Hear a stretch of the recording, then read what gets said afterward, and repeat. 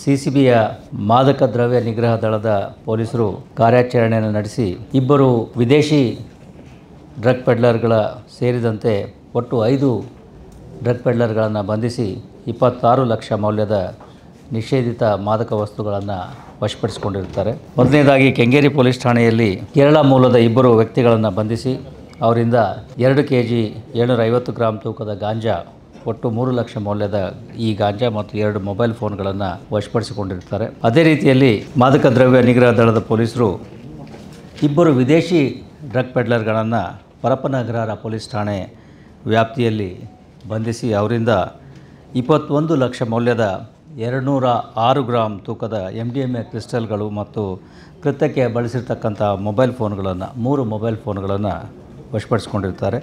ಈ ವಿದೇಶಿ ಪ್ರಜೆಗಳು 2021ರಲ್ಲಿ ಬಿಸ್ನೆಸ್ ವೀಸಾವನ್ನು ಪಡೆದು ಭಾರತದಲ್ಲಿ ಬಂದಿದ್ದು ನಂತರದಲ್ಲಿ ಈ ಮಾದಕ ವಸ್ತುಗಳ ಮಾರಾಟ ಮತ್ತು ಸಾಗಾಣಿಕೆಯಲ್ಲಿ ಶಾಮೀಲಾಗಿರ್ತಕ್ಕಂಥದ್ದು ತಿಳಿದು ಬಂದಿದೆ. ಇವರುಗಳ ಮೇಲೆ ಹಳೆಯ ಪ್ರಕರಣಗಳು ಯಾವುದೂ ಇರೋದಿಲ್ಲ.